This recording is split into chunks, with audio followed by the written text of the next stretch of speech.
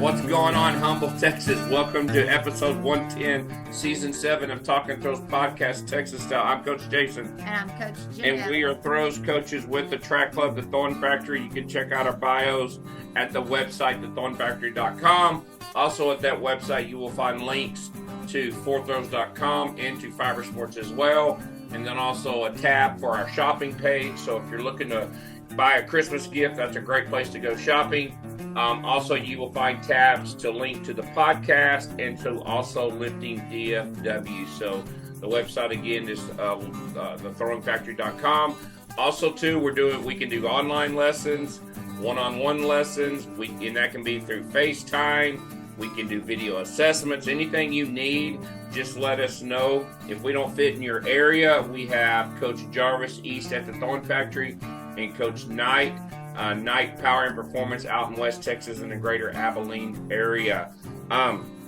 We want to thank our sponsors for season 7. Without them, we can't do what we do. Their loyalty's been much appreciated over the years. Starting off as Texas Track and Field Coach Association. That website is ttfca.org. They're gearing up for the Winter Classic in Waco in the first weekend in January. If you go to that website, you'll find codes to register for a hotel, the itinerary, the speakers, and all that type of stuff. I do know John Fraser is talking as well, and I even think Glenn Seffick is doing a talk as well. So that website again is ttfca.org. Also, fourthrows.com, quality implements priced right. Use our code TalkingThrows10 to get 10% off. Right now, they're having sales on indoor shot puts, but also if you're looking for a swivel, if you're looking for a wire, if you're looking for a straight wire, anything you need hammer related, go to fourthrows.com. Use that code TalkingThrows10. Ready Up Athletic Development, ran by Zach Phillips out of the greater Austin area. Zach has created a throwing program called Basic Throw Strength. That is on the Train Heroic website. Use the code THROWS10 to get that 20% off. And this is a design lifting program for anybody who is coming from fall volleyball, football, who's also turning into throwing for the spring season. Fiber Sports Discus, a new way to get the distance. Ran and owned by Mr. Bruce Caldwell.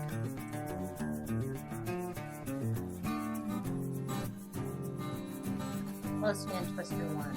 You can get the Fiber Sports Discus from him directly, or you can go to fourthrows.com and use that code TalkingThrows10 for that. Also, to a new sponsor for season 7 is NTX Timing. Let Carl Hornbeck and his crew manage your meet data from the start to the finish. Take advantage of their relationships they have with MileSplit for free online registration, live results. Their services include seating, report generation, timing, live results, and then then back to the internet with live results and much more. You never dream of running a track meet that could be so easy. So if you're looking to start a meet this year, ntxtiming.com is the way to go. Also, our sponsor that helps us out for all our embroidering, Big Frogs Colleyville, and then also Lifting DFW. If you're looking for, athletic performance, sports performance, or just getting in shape for the new year, please reach out to me at Lifting DFW. Also, remind everybody about our YouTube channel, and just thank you for all your support for the podcast. That you can pretty much find that on any podcast platform nowadays. Our guest for episode 110 currently lives in Illinois. He is working for a local high school where he is the head track coach, coaching the throws as well. In 2016, he qualified for the Olympic trials. That year, he had a lifetime best of 61.91. He placed, I think, in the top 20 at the Olympic trials. He also threw at UCLA. He initially started with Art Venegas, went with Michael Maynard, and then finished up with John Fraser.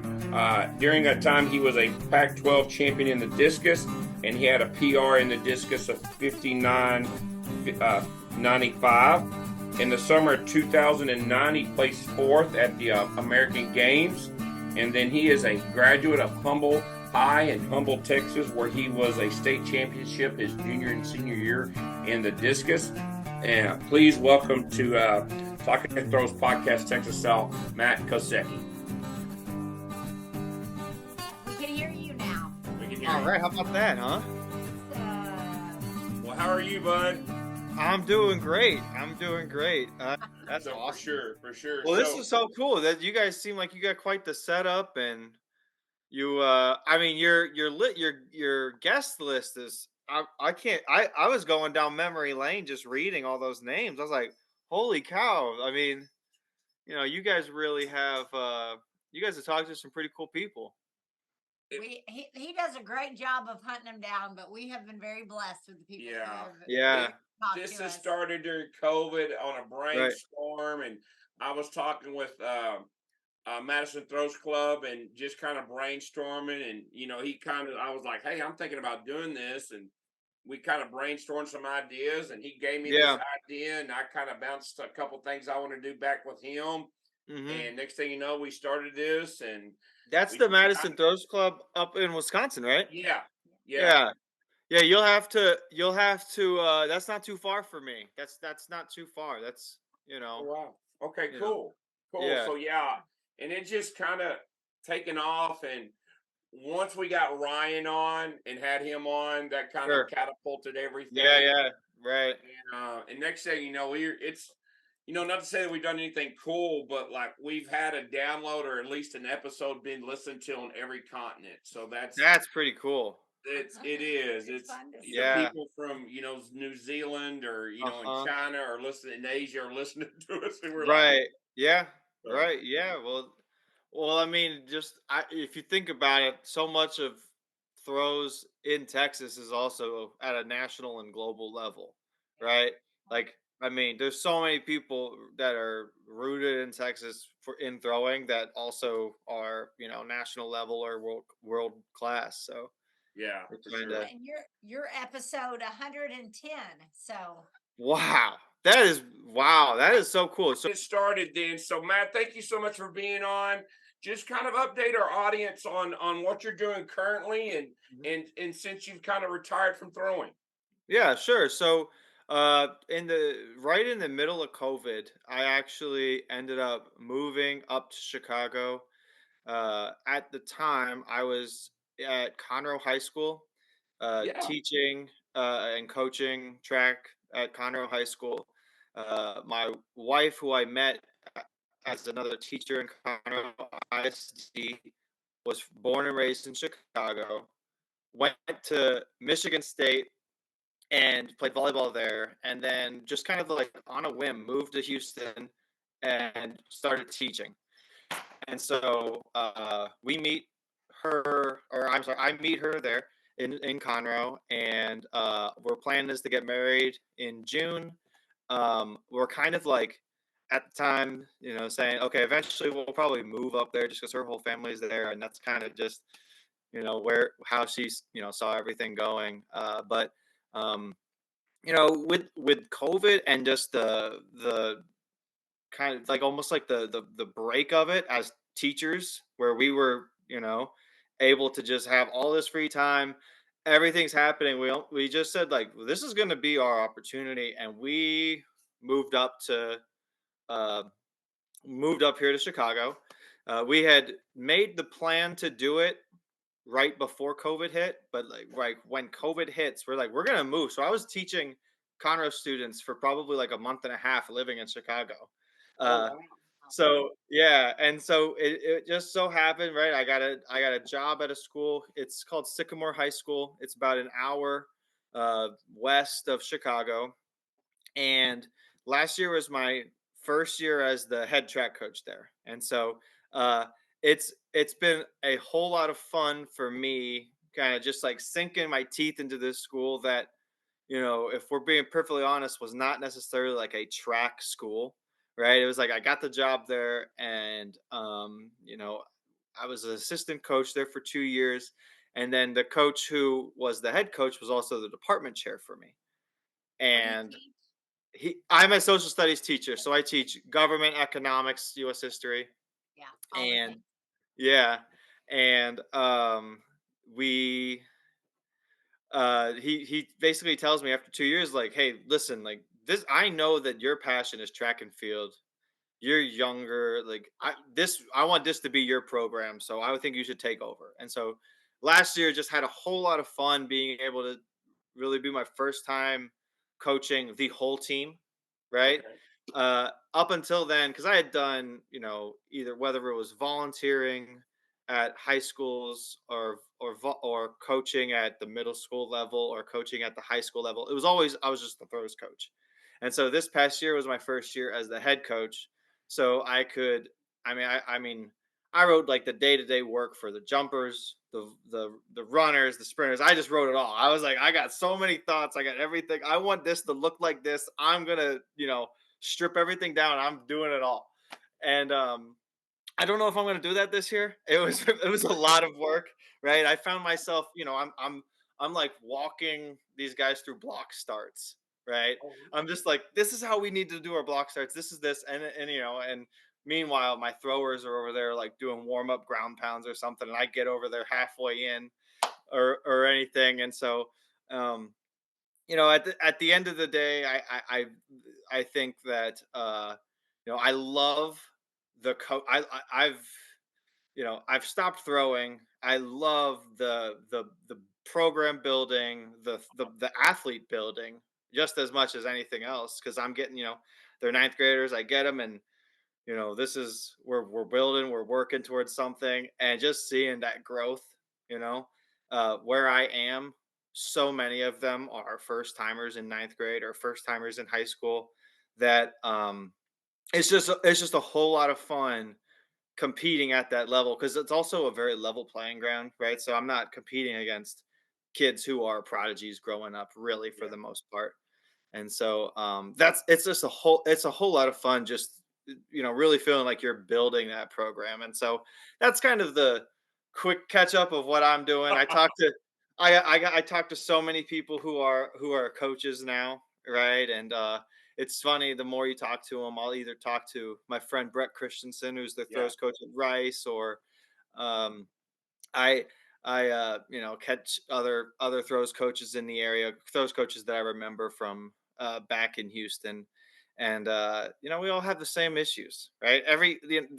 No matter where you're coaching these kids, they all have the same issues. I remember hearing my throws coach telling our kid when I was a kid, saying the same stuff that I'm saying now, Yeah, right? And they haven't so created new problems yet when it comes to yeah, throwing. it's no, I mean nobody is having something that's never been seen before, and nobody really, for the most part, we're all trying this, there's always this, we always get back to, hey, why don't you start facing this way and throwing it that way, and whatever happens in between is more or less the same.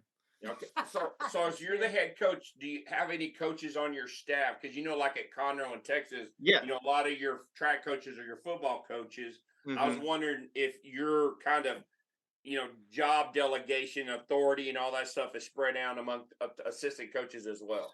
Yeah, so it's a lot like you would see. So Okay. right now I have two full-time assistants who are on staff, Okay. and then we have probably a or no, two full-time volunteers. The pole vault coach is a volunteer.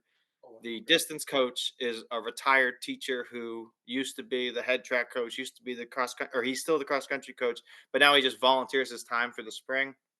And then I usually have anywhere between 3 and 4 volunteer assistants who are going to be younger guys who are either still in school, were alums, or something like that. So we'll usually have about 8 to 10 guys in and out of the staff, made Well, up between okay.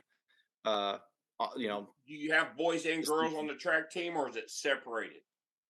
we separate our staff. So the girls coaching staff is separate from us. The only Okay. difference is I just jump in and I coach the boys and girls throws. Okay. And the meets are a little different. I'm not always at every meet that the girls are at. Does Illinois, because we know your background in javelin, do Hmm. they throw javelin in the state? No, they don't. I wish, but Okay, they don't.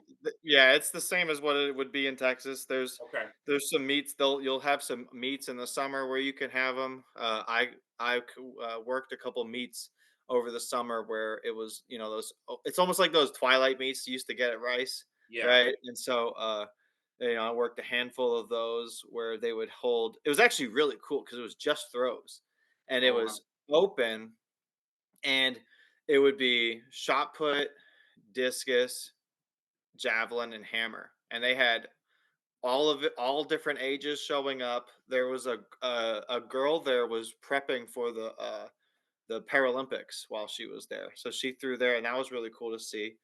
And so it's yeah, no, there's not a whole lot of places that do javelin, unfortunately. Gotcha. Gotcha. So I have is athletics there like it is in Texas? Like is your track period during the school day, or is everything? It's separate. Yeah, no, that's probably the biggest one. They make fun of me to no end where they go, "Oh, what period? What you probably used to having your track period or whatever, right?" And I'm like, "This was normal for me. Like that's what I'm used to. This is right. No, it is. I from 7 till 2:30. I am a teacher, and then as soon as the last bell rings, I become coach. There's not like a PE class that they do, right? So I have no involvement with the team until after school, and it's like that for every sport. Texas. Yeah, no, they crack fun about it. I'm like, I don't know why they don't do that here. Like we have, right? Like they Well, make the kids take PE. So how is that different than letting yeah. them do their sport? But Well, lead the charge on that. so we are lucky that we have a field house, and we have a field house with a 160-meter track, and all of the things enough to have an indoor meet. So we have indoor season, and our indoor season is going to start the second week of February, and Nice. that runs up through spring break, which is the last week of March. And so we'll usually have about 5 indoor meets, break for spring break, and when we come back, it's all outdoor season, and that'll end the end of May. Wow. It is uh crazy trying to manipulate and coordinate two track teams, the boys and girls track teams, the baseball team doing their off season, the basketball team's in season, tennis is practicing, and they're all in that field house. and Oh, and so you're and it's it is there is a probably two I would say there's 2 to 3 days after school, right in the beginning of January, where all the head coaches sit down and we all just jot down, I need, courts A and B from this time on this day. And then well, we're going to be on the track at this time for this day. And it is it's a puzzle game for the That's where whole beginning of the season for so, us. so is the high school related to Conroe High? Like, how big is it? Would this school be a 2 or 3A in the state of Texas, or would it Ooh. be 5A? Let's see. We have about 1,200 students at the school, Okay. about 330ish per class.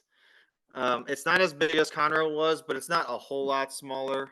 I was also at Magnolia. I can't remember the enrollments there, but um, where we are, we only split up into three different sizes. So there's 1A, 2A, and 3A, and we're 2A for Illinois. Okay. Got it. Got it. Yeah. Awesome. Hmm. I was Gotcha. Yeah. thinking with all that planning you were talking about a while ago at the indoor track, it'd be Yeah. nice to have a class period where the tennis could have it, right?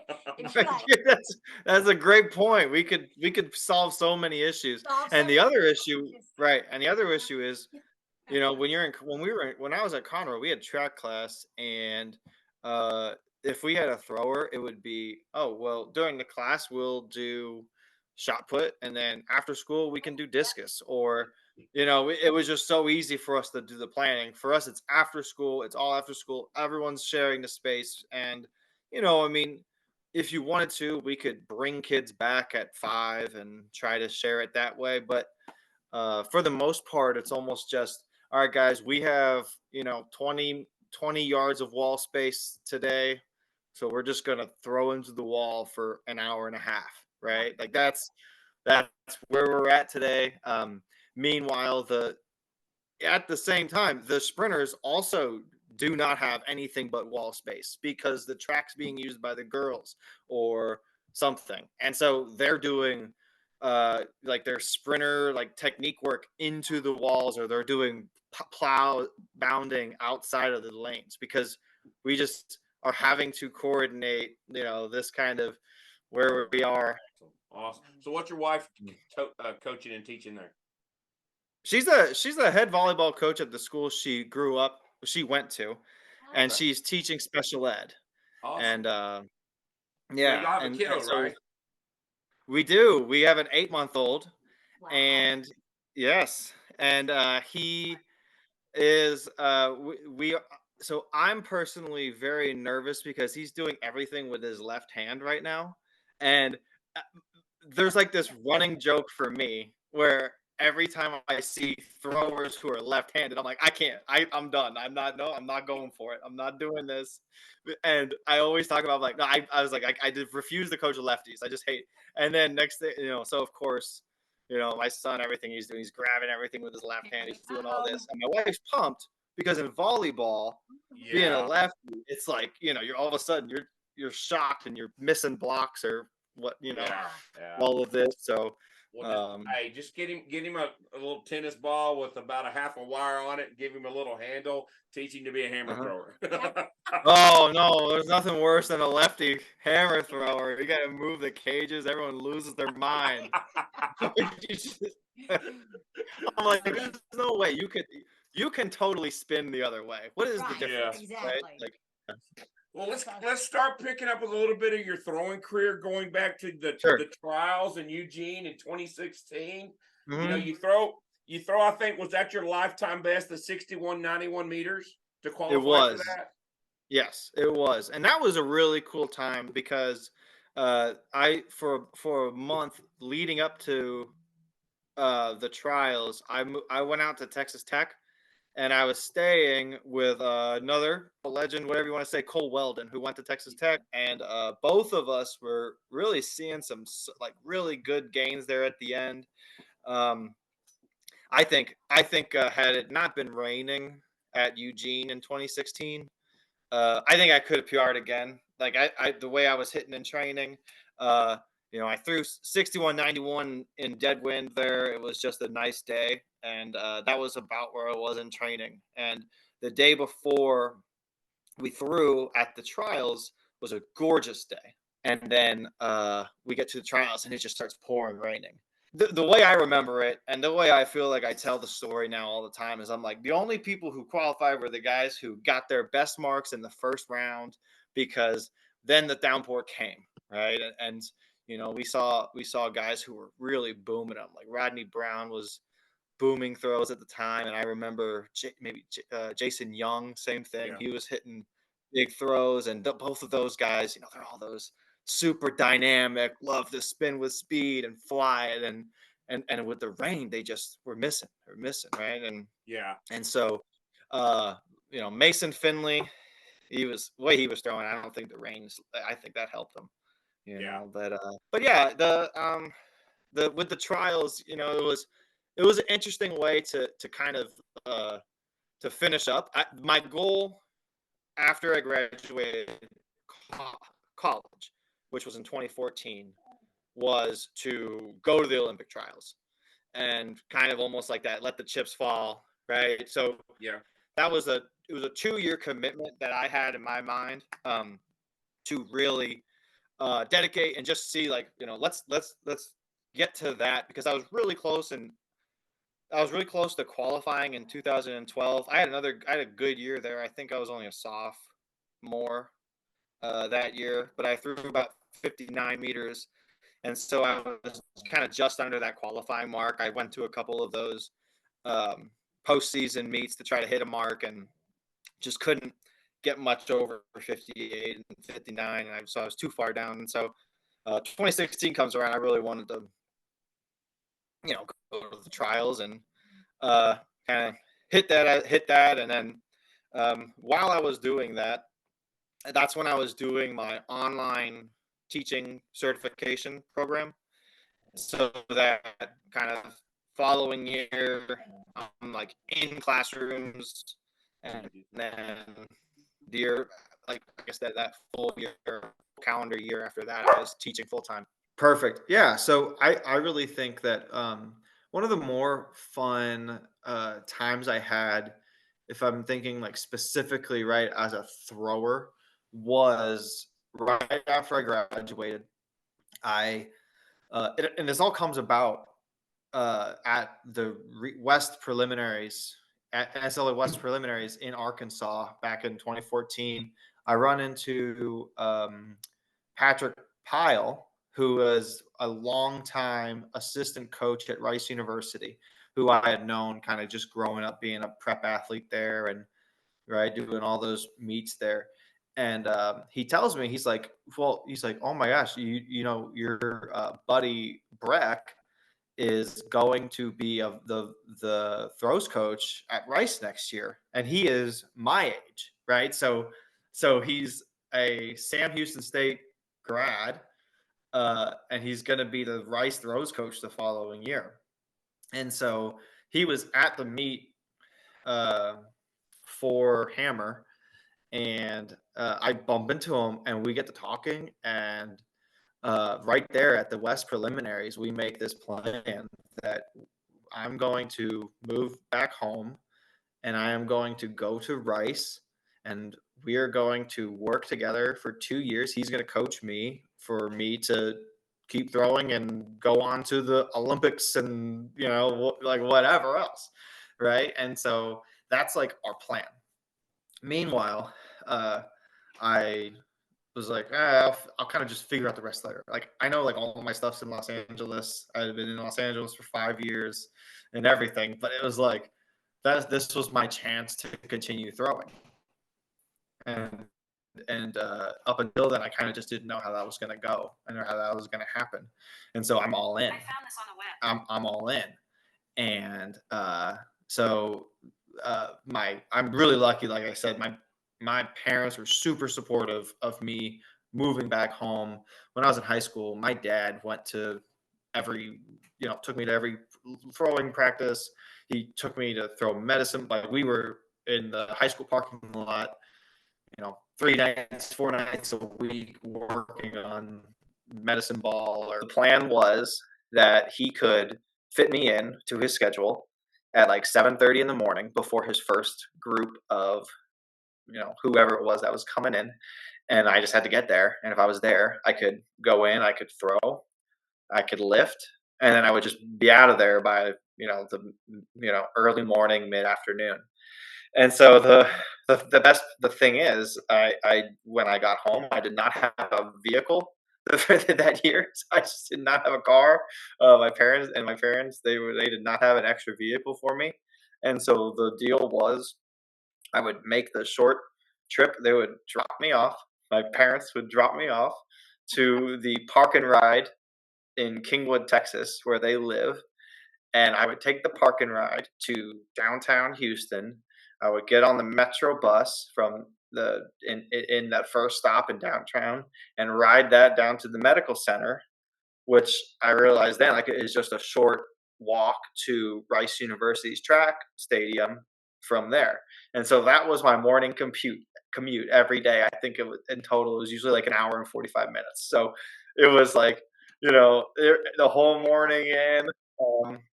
That was every morning and every day back, and it was so fun. Like and so it's me and him, and I was really throwing. I felt I was feeling great, right? Like the some of the things that I was working with Breck was actually some of the things that I take now and is like day one install of like you're going to be a spinner, you need to know these things.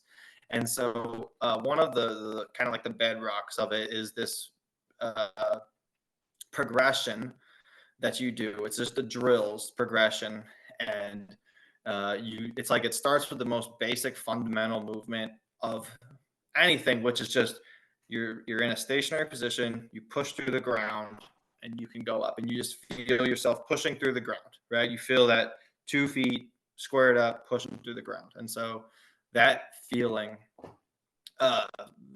wasn't necessarily what was like what it did it for me. What really felt it was as you work all the way back to what you do in the back of the ring, and in the same way, it's a little similar, but you work on wrapping and then forcibly like stopping your wrap so that you're like torqued, but also kind of balanced and squared. And you turn your foot the amount that you want to turn it. You turn the foot the same amount every time. You use your foot to push your body back. That's kind of like how it eventually I felt it, right? I was pushing my body back with my left foot on my wrap. And then I would use my right side to kind of stop that wrap. And the goal was to get myself in a position that if I just held that position when I got into the middle of the ring, I was in a good position to drive into the middle and land in the front, back with Separation. the ability to finish. Right. Yeah. And so that it was the simplest drill, but all it really was you would stand there and you would put your left arm straight out and you would just feel your left foot push. And then you would just take your left shoulder and turn it to where it's even with like your belly button. And it would just do that right there. What I really realize now, what I did for the longest time, this is, high school, college, middle school, anytime I had ever done it up until then, was when I would wrap back, I would bring my upper body back, but my left foot would be turned more than, like, my left foot and my knee and my left hip would be turned in more than my shoulders. And so if I just hold that position, all of a sudden that's me just crashing into the middle. Right. And I just, and so now when I'm coaching throwers, I say, okay, hold that position and now turn all the way around to where you're facing the front and look how your shoulder is like about to fall like out of the ring to the left. Like that's the same exact position. This here is the same as crashing and falling. And so my biggest issue my whole career was just I would fall into the middle all the time. I never got on my left and I would fall into the middle because I would just kind of rush that feeling, right? I wouldn't take the time to get over my left, turn that left side, let that left foot open all the way, and then push. Like when I wrapped, I was going, and I think in some ways that feeling of just go from the beginning was one thing that really kind of got me going, right? That was one of the reasons why I felt like I could throw, was because I'm going, I'm elastic, I feel my arms back, I'm just going to go. Mm-hmm. But at a certain point, right, I have to put, like, my energy is not going out with a nice trajectory, right? It's going out, up and to the left, right? The Texas Track and Field Coaches Association. Coaches education through our annual winter clinic, the state's #1 track and field clinic.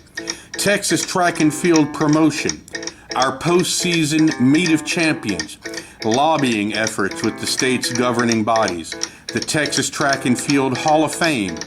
If it involves Texas Track and Field, we're at the forefront. Join our mission in continuing to make Texas Track and Field the nation's best.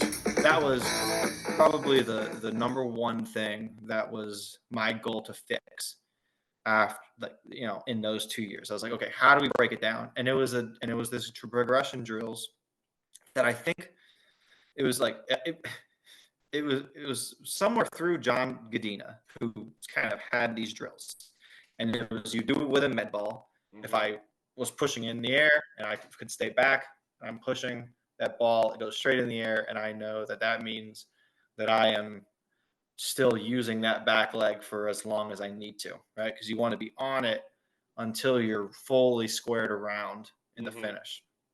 And so we ended up, that was a day for me. It took out a day of throwing in the ring. I did those med ball drills. And that was like one of the real big changes that I would say that I had, was I took out a day of throwing to do those drills because of the way I felt those so much that I could feel what I was doing technically wrong in that more so than even in the ring. Yeah. In the back of the ring, you're talking about doing that little the drill and the wrap and stuff. Were you low to the ground? Were you in a squatty position in the back, or were you tall, kind of crouch with your pelvic turned underneath and your shoulders on top and stuff? Oh, I could never do the tall with the forward pelvic Okay. lean. I was low. I think that's probably everyone's lasting image of me, probably who even watched me throw, was me like crouched over in the back of the ring, kind of like leaning and like lunging down, trying to feel that left foot really dig into the ground. Right. I felt like I was trying to bury my left foot in the back of the ring. And that's the reason I asked, because if you Google and you look yourself up on YouTube and see those videos of Yeah. UCLA, you're Right. bending over a little. You just kind of folded down a little bit, a little. Low. I wanted to be in my legs. Um, But the problem was when I would go to wrap, what would happen was even if I was low and my legs were bent, when I would turn my left foot, I would lose that my hip would disengage because it wasn't my feet weren't my everything wasn't back to the point, so my hip would disengage and it would kind of relax, and then it was hit or miss as to whether or not I got back onto it, which if you kind of lose that, it's hard to get your weight onto your left, which now it's hard for me to push. And so, yeah, that was always the going thing. But I was convinced, if I couldn't start with my weight on my left, then I would never get there. I had to feel it before I wrapped so that I could get back to that feeling. And Gotcha. I don't know. Who knows if it was working or not, but that's what in my mind was why I was doing it. Yeah. Well, because Yeah. if you watch your videos and stuff like that, and you talked earlier about Rodney Brown and Jason Young, they were being really fast through the ring. You Mhm. appeared to be pretty explosive. So your mindset was just, I don't want to say turn and go, but kind of was Yeah. that kind of what was your initial thought? Oh, it just total grip and rip. If I went slow, whenever I went slow, really not generating force, I needed sling. So I needed to feel that wrap or that connection in the body. So for me, if I was going fast, I thought that created a little more of that separation. I would have a habit, and this would drive my dad nuts because he would, back when I was in high school, I would do this even worse. But I would always say something like, "My right leg is just not moving. My right leg is just not cracking. My right leg is not turning into the middle." And he's like, you're in control of that right leg. That is still you. Like like you're not just like moving around with this right leg independently doing things while you're turning, but So let's go back senior year UCLA in those 4 years.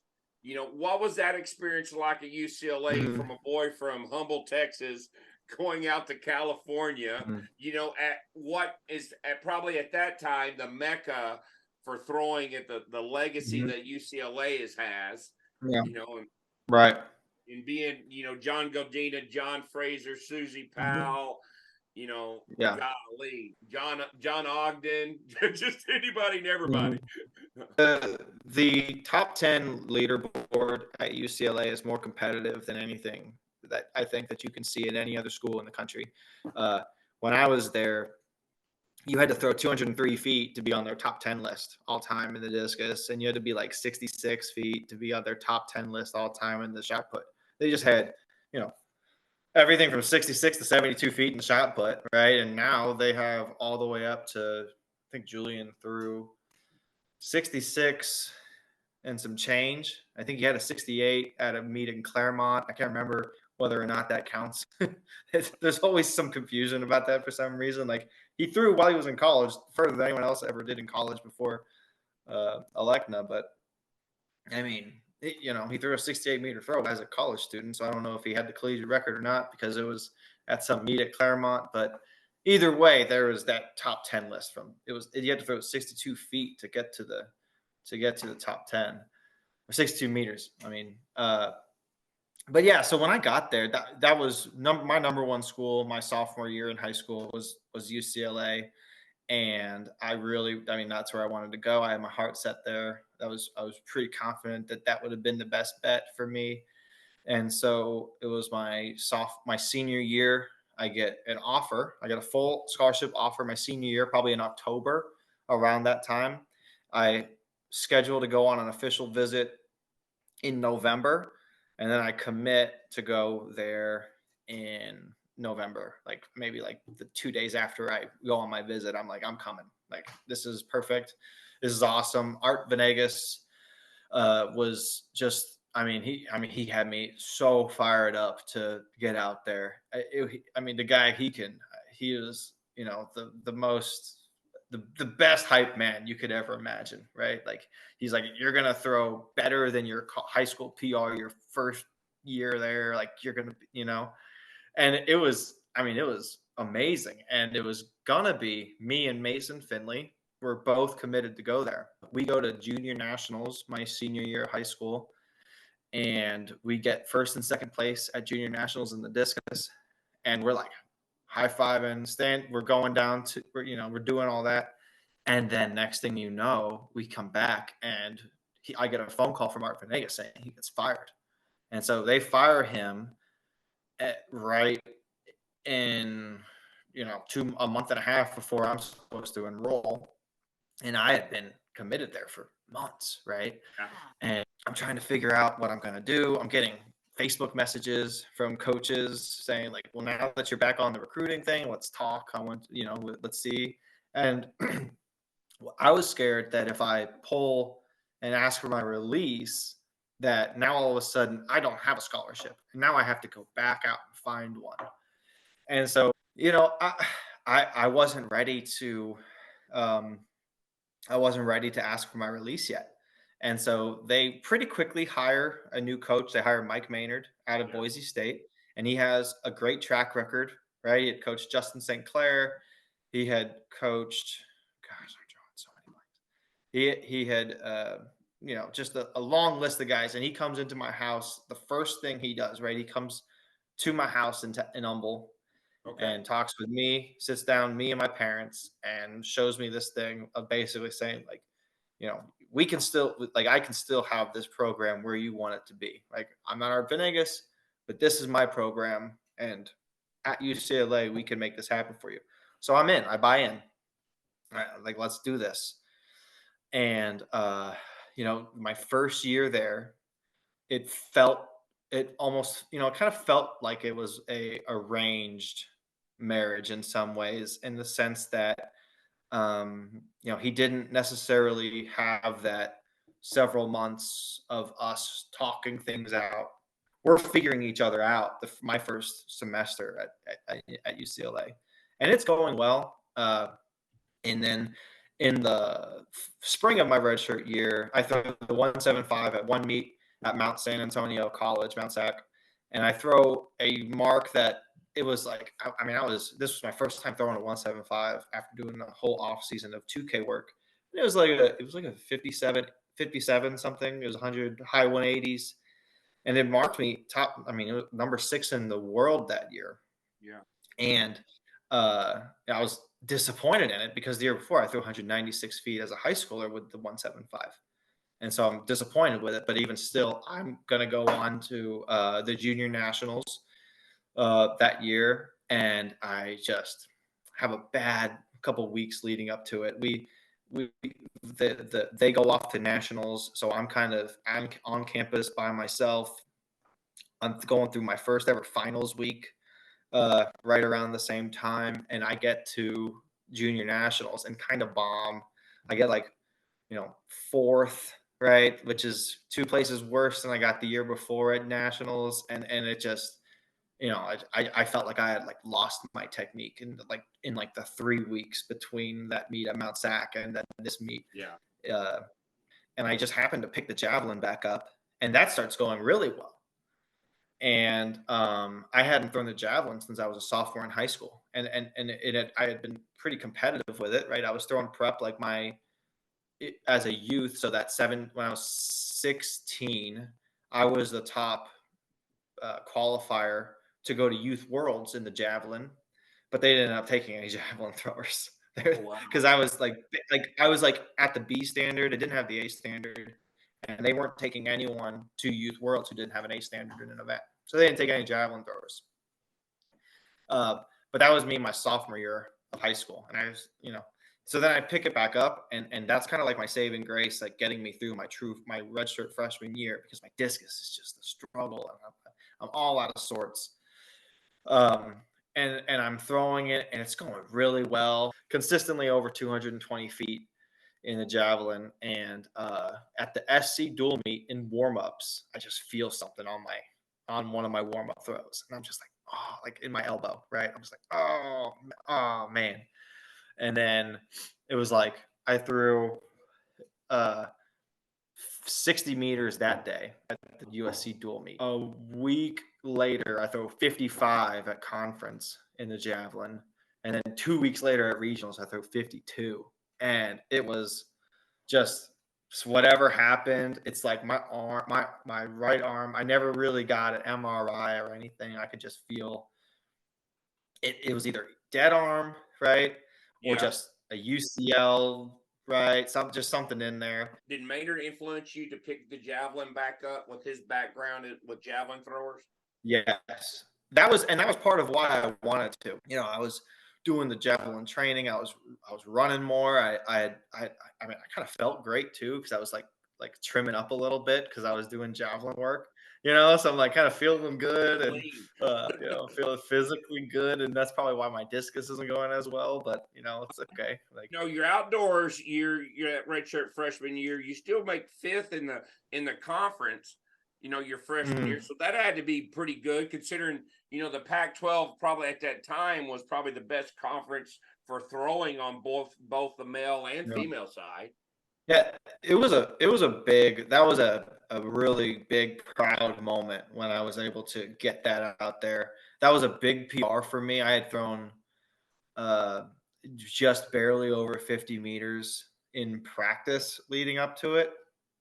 So I really had hardly hit anything close to that. So when I threw like that 52-meter throw, maybe was it 53? Yeah, 53 In my 53.79. There you go. Yeah, my freshman year when I threw that, that was a big jump up from where I was at, and that it gave me a chance to throw discus at regionals, and that also didn't go well. Like wondering like where the heck is my throw? Where is that throw that I remember? Where it's like somewhere in there, and I will credit it forever. The biggest difference was when Julian Ruck transferred from Texas Tech to UCLA.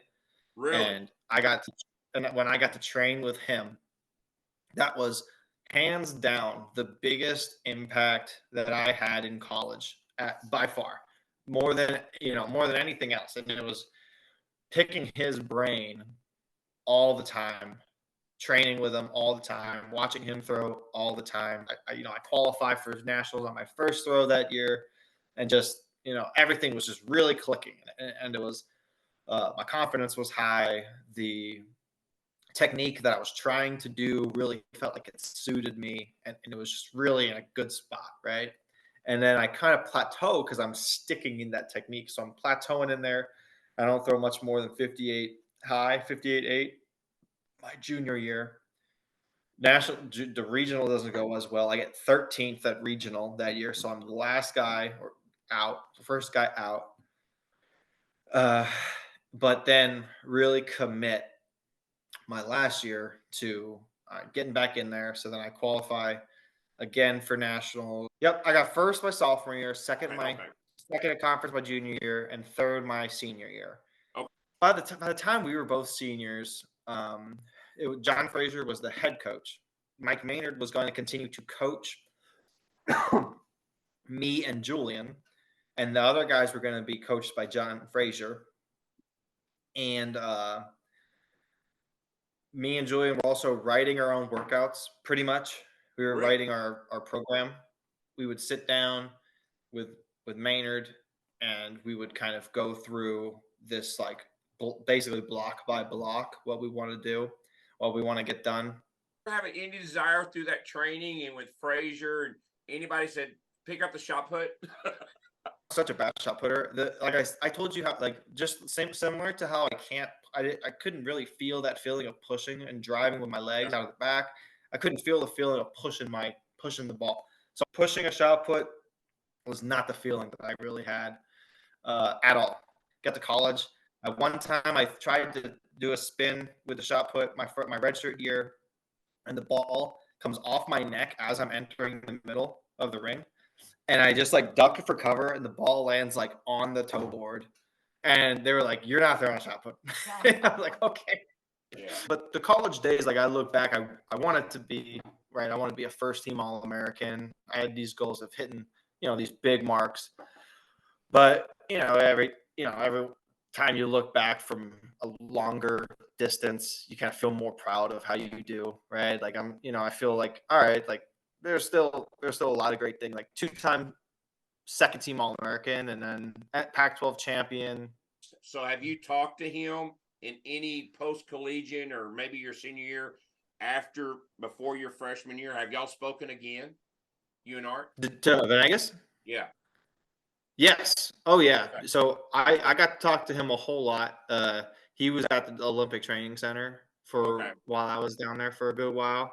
And so I would go down there a couple of times and we would talk, and he would be telling me how Joe Kovacs was back squatting 1,000 pounds again, and he would talk about his next guy who's going to be the world record holder in something. Well, And, also too, that should contribute to him that he kind of kept up with you and kind of kept tabs on Oh, your yeah. career and stuff like that too. But also Mhm. too, you had to be a little excited to be around John Frazier, and he's a Mhm. UCLA legend, and Right. under that coming into your senior year. And do you ever just look back upon your career, and just almost kind of pat yourself on the back, because your story is Mhm. really at my core of why we do this podcast, of someone coming out of the state of Texas who really kind of puts herself on a national level, and then has the opportunity at the time to go to the throwing school with the Mhm. history and legacy that no other school has. And I'm just saying Yeah. that over Texas Tech, over A&M, over SMU. You always had I had expectations for myself after high school, and you have those expectations. That's what you kind of consider them, right? Like it wasn't like I had goals to do certain things. Like they were like an expectation. I was going to do this when I got to college, and right, like I was never a top 3 finalist at nationals or anything like that, but uh, definitely felt like um, coming up with Humble, right? I was, like I said, I worked with Paul Gates, who coached the Northwest Flyers track club in Northwest Houston for forever. And, he was just like an awesome experience, created such an amazing culture for throwers, got you to love throwing, got you to love just grinding out there. It is a good feeling that the work had a payoff. So let's Yeah. go back into your high school career. What a tremendous career Sure. to go 208 feet, 206 feet as a PR, which I think is Yeah. seventh or eighth all time in Texas records right now. I think I threw over 200 feet maybe 4 or 5 times my senior year. I had a lot of meets over 200. I never had just that crazy day where it popped over 210, right? But I was over 200 probably 5 times. But going into my senior year, I actually had a goal that I wanted to set the state record on my first throw of the season, just my first throw. And I'll never forget that first meet. It was a meet at spring, and the wind is just just soaring in from the left sector, and it's like anyone who's has any sort of um sense of reality is going to know that I'm not going to throw 215 feet as this wind is like gushing into this left sector. But I was like, I'm going to do it. I had this goal. I made it. I want to make it happen. And I'm so fired up. My first throw in warm-ups, I do a spin without the discus. And I pop in the air. I like flip and I fall and I hit the ground, like just in the middle of the range, just slam and hit the ground because I'm just that kind of fired up. And I think I throw either 197 feet. My 206 feet, I threw at Pearland. I show up to Pearland at this meet, and the wind's just perfect, right? And I'm like dogging it. I'm like, of course, I'm exhausted from this week of hard training, and this is the one day I'm gonna get perfect conditions. And I blame my dad a little bit for this because he was the one. He had the Google Maps up and looking at the direction of the ring with looking at the sectors and checking the forecast on his phone, right? Looking to see where the wind's going to be pointing. He had every ring. He figured out where every single ring with good wind was going to be in the state. And we get there and it's perfect conditions. And I'm like, well, this is fine. And I throw like 211 feet, or I throw really well in warm-ups.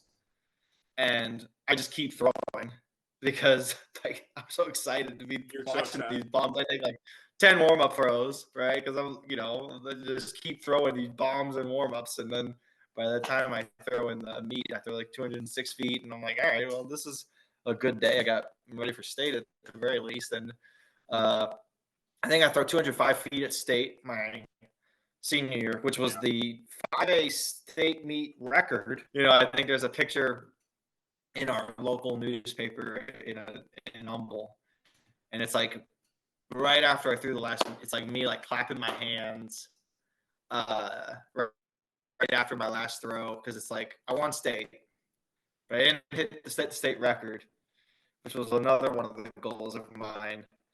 But I'm also happy that I won state, and so there's like this conflicting like that was a good season, good career. Left one thing on that goal sheet. But Do you remember who got second to you at the state meet your senior year? yeah, Steven Signs. He got second to me. Yeah, what a great guy. He's what a good such a good dude. My wife always wonders how I'm friends with all of these people who I used to compete against because in the volleyball world, apparently it is cutthroat. Like that net in between you is this divider where if you look at them, and maybe it's because of the fact that you're like looking across this net at people that they like, I hate that person across, I'm like, I was friends with everyone I competed with. It was a really strong group of throwers my senior year. I mean, just between me, Steven Signs, and Hayden Bailio, that was 3 guys who threw 200 feet. Was your dad a big influence you, like coaching wise and stuff, technical wise? Because I know you were going to see Gates. I'm sure you had some Humble throws coaches, that kind of helped you and stuff. Was your dad the driving factor behind your throwing? So, yes, I'm absolutely. He was the guy who would be with me everything, but not. If I was in the ring getting like technical work, that was not my dad. Potentially, that would have been Coach Gates. But everything else was my dad. So lifting, I was working with my dad. I mean, it was a great experience, and that's one of the reasons why it was so nice. My second year after college, after I graduated, and I was training for the Olympics, I did a lot more with my dad. I didn't go down to Rice quite as much, and I did a lot more with my dad. And that's just a great, great times. We got to where we would be in there. We would have this like Ryobi battery radio, so we would like have like something on the radio. We usually would have like sports talk radio on. So we'd be listening to that, talking about whatever they're talking about, getting just throws in or med ball in or something. And that was like every night. And that was, great times, great memories. And bonding over med ball, which my dad was, that was like really my calling card for forever was med ball. I did that more than I did lifting. Did your dad have a throwing background? He was a sprinter in college. My dad went to a small college in Pennsylvania called Geneva College, and he was a sprinter, and he had his 200. He had like the 200-meter dash record there for a long time, and he played football there, but he was a sprinter, and so he was not a thrower. So all the throwing stuff, we kind of like picked up on techniques and stuff together. I do have to bring up something very interesting about your throwing career in high school. Your freshman year in Class 5A, you actually made it to state. 157 feet, which was huge for a freshman. Yes. Yeah, so that was a really exciting year for me. That was I was a javelin first guy at the time. Still, Oh, really? I was throwing mostly javelin for track Houston, but I get to high school, I'm throwing the discus. I do it in middle school, and I'm throwing really well in middle school. I get to my freshman year of high school, and I throw. I opened the year. I'm throwing like 140 feet. I'm going state. Like, oh, like, this is amazing. And and I remember it so differently being at state than I guess some of the reality was. So the guy who won state my senior year was Chris Crowley, right? And so There's Chris always Crowley a ends up, connection. There's always a connection. yes, it's always. So Chris Crowley is, he ends up being a great hammer thrower, right? He ends up being a Sam Houston State guy, so he knows Breck really well. He coaches Brett. And yeah, and so I see him all the time, and I always tell him the same story. It was the first time I go, when I first met you, I thought you were like the biggest guy I've ever seen because he was the guy who was winning state. And I just remembered him as being huge. And if you look at a picture now, I like put my arm around him and he's like, I don't think he's 6 feet tall. Right. And so I just remember him being like this huge dude. One year I start working with Coach Gates as a sophomore. And so that sophomore year I pushed the groundworks. Kind of similar to what happened right when I got to UCLA, whereas I'm working lots of technical stuff. Things are happening, lots of changes. And so it doesn't really happen. But then my junior year is when I popped 202 feet, and then really like bust into that like national level discus scene as a junior. Oh, wow. At Humble High, who was your track coach at Humble High? Jerry Mills. So we had a nice program for a little bit. What would Coach Matt tell young thrower Matt back in the day? How would you coach yourself if you could go back and coach yourself? So I think what I would definitely work on a little bit more would be focal points. I would try to get me a little more linear, and try to think a little more about how I would block. The big thing I would have done, that's what I work with my guys now. I'd probably not slow myself down for sure. I never try to slow anyone down, but I would definitely try to like level myself and then try to get me to push instead of pull. I always tell like these high school kids and everyone, I say, you guys can throw really, really far if you're balanced, if you're just balanced and like level and are moving fast. If you can move fast but keep yourself balanced, you're going to throw far.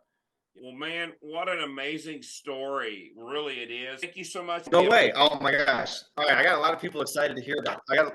I told my kids at my high school that I'm going to be on a podcast. So there you go. I'm hoping that this gets them to be listening to y'all's podcast, because you guys get awesome guests all the time. You get technical talk, you get thrower junkie stuff, you get funny stories. I'm hoping that, once that catches on, then all of a sudden that's going to help build the culture here at my high school, and all over of just like, loving the world of throws. We'd like to thank Matt for being on. What a tremendous story.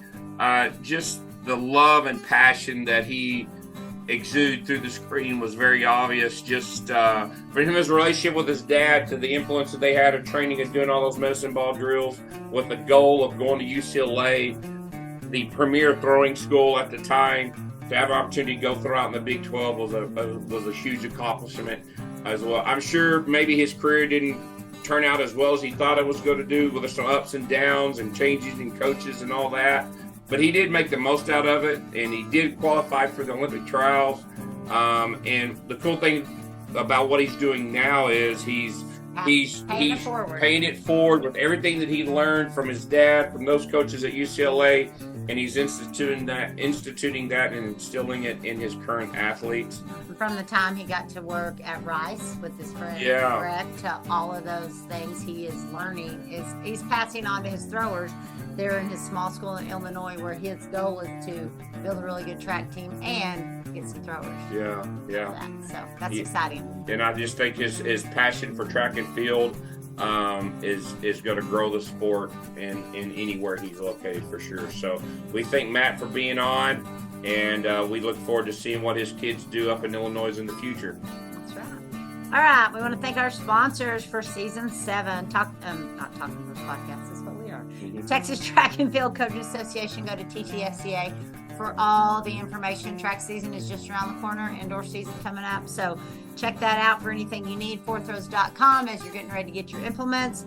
Use the code TalkingThrows10 to get 10% off. If you're in the Austin area, give Zach Phillips a call at 512-507-8347. And he'll let you come out and do a workout, or check out his basic throw strength program on the website Train Heroic, and use that code THROWS10 to get 20% off. Our new sponsor, NTX Timing, Carl Hornback at ntxtiming.com. Give him a call if you're ready to set up your meets for the spring. Their saying is, let us do the work while you coach your athletes.